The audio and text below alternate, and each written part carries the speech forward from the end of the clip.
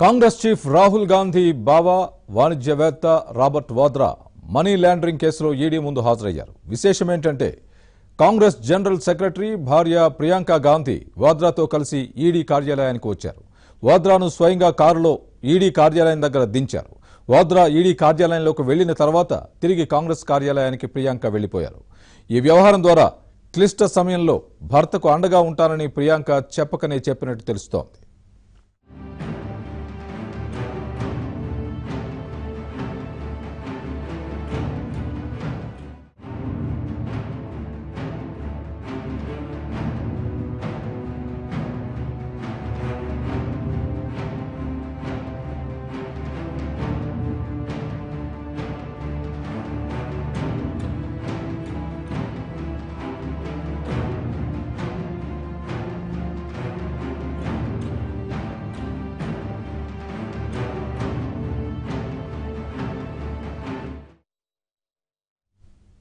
లండన్కు చెందిన ఓ స్థిరాస్తి వ్యవహారంలో అవకతవకలకు పాల్పడ్డారంటూ వాద్రాపై ఈడీ మనీ లాండరింగ్ కేసు నమోదు చేసింది. అయితే ఈ కేసులో ఆయన ముందస్తు బెయిల్కు దరఖాస్తు చేసుకోగా ఢిల్లీ హైకోర్టు అందుకు అంగీకరించింది.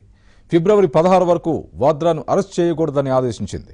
అయితే కేసు విచారణ నిమిత్తం ఫిబ్రవరి 6న ఈడీ ఎదుట వ్యక్తిగతంగా హాజరు కావాలని కోర్టు వాద్రాకు సూచించింది. దీంతో నేడు ఆయన ఈడీ కార్యాలయానికి వచ్చారు. విచారణలో భాగంగా వాద్రా కోసం ఈడీ అధికారులు 40 ప్రశ్నలు సిద్ధం చేసినట్టు తెలుస్తోంది.